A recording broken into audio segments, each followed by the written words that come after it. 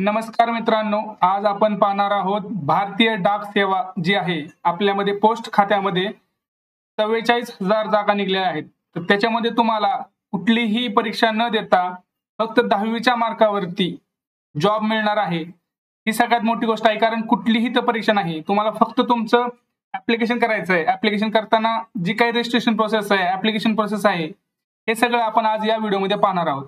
तर व्हिडिओला शेवटपर्यंत बघा, तरच तुम्हाला माहिती कळेल, कारण तुम्ही हा व्हिडिओ सोडून जाता आणि मग माहिती तुम्हाला समजत नाही. तर हे बघा मित्रांनो, तुम्हाला मी आधी थोडक्यात एक काम सांगतो. जाहिरात दाखवतो तुम्हाला. एका इंचीची जाहिरात आहे. त्याच्यामध्ये नोटिफिकेशन मध्ये जरी तुम्ही गेलात, इंडिया पोस्ट gdsonline.gov.in या वेबसाईटवर तुम्ही गेलात तर तुम्हाला असं काही त्यांचा वेबसाईट दिसेल. याच्यामध्ये नोटिफिकेशन वरती गेलात तर तुम्हाला तुमची जी काही ऍडव्हर्टाईज आहे ते दिसेल. त्याच्यामध्ये त्यांनी लिहिलेलं आहे की किती जागा आहेत. तर जागा आहेत 44,228 जागा आहेत. तर या जागेसाठी आता तुम्हाला कधीपासून ऍप्लिकेशन चालू झाले तर तुम्ही इथं बघू शकता. GDS online engagement scheduled July 2024, number of post 44,228 अशा पोस्ट आहेत आणि ऍप्लिकेशनची स्टार्ट डेट आहे ती 15 जुलै 2024 ला चालू झालेली आहे. म्हणजे आता चालू होऊन पण 8 ते 9 दिवस चालू झालेले आहेत जवळपास. आता ज्यांनी कोणी अजून पण प्रोसेस केलेलं नाही ऍप्लिकेशन, तर त्यांना माहितच नाही की ही काय आहे भरती. तर या भरतीविषयी मी आज तुम्हाला माहिती देणार आहे. संपूर्ण व्हिडिओ तुम्ही शेवटपर्यंत बघा. आता आणि ह्याचा शेवटचा दिनांक जो आहे तो 5 ऑगस्ट आहे.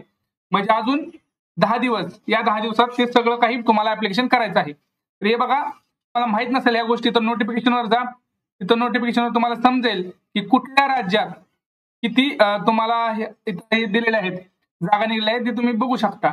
आता सगळ्यात महत्त्वाची गोष्ट तुम्हाला सांगतो. पहिल्यांदा तुम्हाला याच्यासाठी रजिस्ट्रेशन करायचं आहे.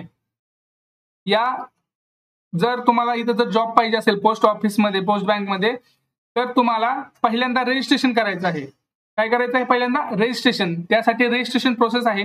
रजिस्ट्रेशनवर क्लिक केल्यानंतर तुम्हाला रजिस्ट्रेशनचा फॉर्म दिसेल. पहिल्यांदा ऑनलाईन ग्रामीण डाक सेवा एंगेजमेंट असं येतं आणि हे तुम्ही UI इथं बघू शकता. हा असा तुमचा फॉर्म आहे.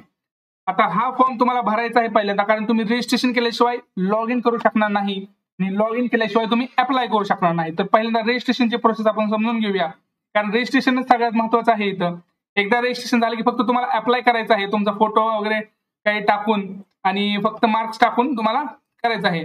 इथं बघा काय लिहिलेलं आहे. पहिलं तर डिटेल्स मध्ये मोबाईल नंबर टाकायचा आहे तुम्हाला, तुमचा जो मोबाईल नंबर आहे, आणि व्हॅलिडेट करायचा आहे. आता व्हॅलिडेट म्हणजे काय? त्याच्यावरती तुम्हाला ओटीपी येईल, तो ओटीपी तुम्हाला टाकायचा आहे.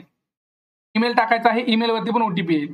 दुसरं म्हणजे applicant name as per the secondary school pass certificate. त्याच्यामध्ये तुमचं नाव टाकायचं आहे, पण जे काही आपलं मार्कशीट असतं त्या मार्कशीट नुसार तुमचं इथं नाव टाकायचं आहे. फादर्स नेम, मदर्स नेम दोघांपैकी कोणाचंही नाव चालेल इथं, पण ते पण स्कूलचं जे सर्टिफिकेट असतं त्याच्यानुसार चालेल. डेट ऑफ बर्थ व्यवस्थित टाका मित्रांनो, कारण डेट ऑफ बर्थ बऱ्याच जणांची चुकत असते. तुमचं जे काही जेंडर आहे ते जेंडर पण टाकू शकता. मेल फिमेल हे दोघांसाठी ही भरती आहे. ही अशी कोणासाठी एकासाठी भरती नाहीये. हे फक्त 10वीच्या मार्कावरती होणार आहे. कुठलीही परीक्षा होणार नाही त्याच्यासाठी. फक्त तुम्हाला 10वीला चांगले गुण असतील, म्हणजे 96, 97, 98 असे गुण असतील, तर तुम्हाला लगेच जॉब मिळून जाईल ह्याची खात्री आहे.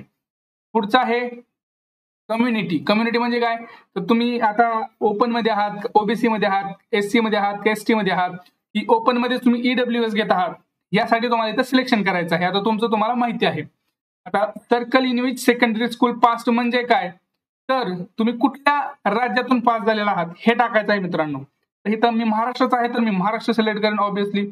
Year of passing secondary school, आता इथं इयर तुम्हाला सिलेक्ट करायचं आहे की कोणत्या वर्षात तुम्ही हे पास झाला आहात, तर ते तुम्ही टाकू शकता.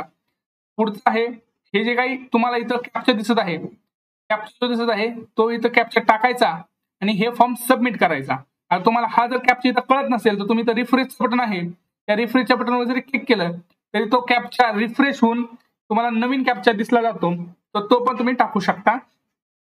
हे झाल्यानंतर तुम्ही तुमचं हे सबमिट करू शकता. सबमिट केल्यानंतर तुम्हाला पुढे यायचंय माघारी. रजिस्ट्रेशन झालं की इथं पहिली स्टेप तर झाली आपली. दुसरी स्टेप आहे ऑनलाईनची. ऑनलाईन तुम्हाला काय करायचं आहे? अप्लाय करायचं आहे. आता तुम्ही अप्लाय कसं कराल? तर सगळ्यात बेस्ट तर त्याच्यावरती क्लिक करा अप्लाय वरती, आणि जर तुम्ही ऑलरेडी अप्लाय केला असेल तर तिथं ऍप्लिकेशनचं स्टेटस पण पाहू शकता. तुमचं काय आहे स्टेटस ते. हे बघा, आता रजिस्ट्रेशन मध्ये काय करायचं, तुम्हाला रजिस्ट्रेशनचा नंबर टाकायचा आहे. जो काही तुम्ही एकदा रजिस्टर कराल त्यानंतर तुम्हाला रजिस्ट्रेशन एक नंबर मिळतो आणि तुम्हाला आता इथून पुढं कुठल्या राज्यासाठी अप्लाय करायचं आहे ते तुम्ही टाकू शकता. आता आपल्या महाराष्ट्रात आहे आपण, तर आपण महाराष्ट्र निवडू. जर कोणाला परराज्यात पण वाटत असेल की माझं होऊ शकतं तिकडं, तर त्यांनी तिकडं पण करलं तरी चालेल. इथं तुम्ही तुमचं सबमिट करायचं आहे. हे झाल्यानंतर आता मी तुम्हाला इथं डेमो दाखवत आहे, कारण इथं मी कोणाची ओरिजिनल माहिती दाखवू शकत नाही. म्हणून इथं सबमिट केल्यानंतर पुढे जायचं ऍप्लिकेशन फॉर्म वरती. ऍप्लिकेशन फॉर्म वरती तुमचा जो काही ऍप्लिकेशन फॉर्म आहे तो ऍप्लिकेशन फॉर्म फिल करायचा आहे. त्याच्यामध्ये काही अवघड नाही मित्रांनो. तुमचे डिटेल्स आहेत, डिटेल्स टाकायचे, फोटो अपलोड करायचा आहे. फोटो अपलोड केल्यानंतर 10वीचे जे काही मार्क आहेत ते टाकायचे आहेत. परत तुमचा प्रेफरन्स चूज करायचा आहे, म्हणजे तुम्हाला कुठून काय द्यायचं असेल ते तुमचा प्रेफरन्स जो आहे तो तिथं टाकायचा आणि शेवटला सबमिट करून इथं प्रिंट करायचं आहे ऍप्लिकेशन. ऍप्लिकेशनची तुम्हाला पीडीएफ काढायची आहे. प्रिंट केल्यानंतर पीडीएफचा ऑप्शन येतो, ते तुम्ही करायचं आहे. हे सगळ्यात सोपी तुम्हाला मी आता सांगितलेली पद्धत आहे. हे लक्षात आलं तुमच्या?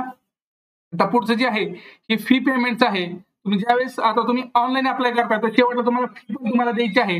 आता फी तुम्हाला तिथं दिल्यानंतर ती फीचं जे काही आहे तुम्ही फी भरायची आहे. फी भरल्यानंतर तुम्हाला सगळं होईल आणि तुम्हाला जर वाटली आता फी तर मी भरली पण फीचं स्टेटस काय आहे ते तर चेक फी स्टेटसवर यायचं आहे. इथं तुमचं जे काही क्लिक केल्यानंतर तुम्हाला कळेलच की तुमचा जो काही रजिस्ट्रेशन नंबर होता आहे की नाही, तुमचा जो तुम्हाला ज्यावेळेस तुम्ही रजिस्टर केलं त्यावेळेस तुम्हाला रजिस्ट्रेशन नंबर मिळाला. त्या रजिस्ट्रेशन नंबरवरून तुम्ही अप्लाय केलं. अप्लाय केल्यानंतर सगळं पेमेंट झालं.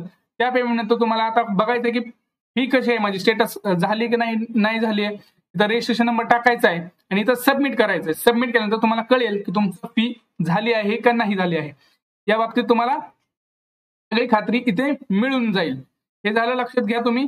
त्याच्यानंतर हे सगळं झाल्यानंतर तुम्हाला ह्याच्यामध्ये काही टेन्शन घ्यायची गरज नाही. तुम्हाला ज्यावेळेस तुमचं अप्लाय केल्यानंतर तुमची ज्यावेळेस जी लिस्ट लागल त्यावेळेस तुम्ही सिलेक्ट झाले की नाही हे कळण्यात येईल.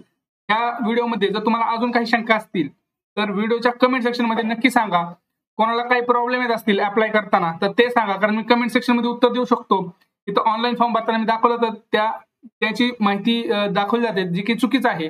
म्हणून मी तुम्हाला सांगत आहे की तुम्हाला वरून सांगितलं की कसं भरायचं. यात काही अवघड नाही मित्रांनो, सिंपल फॉर्म आहे. तरी पण जर तुम्हाला काही अडचण असतील, काही अडचणी आल्या असतील तर नक्की तुम्ही कमेंट सेक्शन मध्ये करू शकता आणि माझ्या चॅनलला जॉईन करा, जेणेकरून तुम्हाला फास्ट रिप्लाय येतील. जॉईनचं बटन आहे तिथं जॉईन केल्यानंतर तुम्हाला फास्ट रिप्लाय हवा असेल तर तिथं पण तुम्ही करू शकता. चला भेटूया पुढच्या व्हिडिओमध्ये.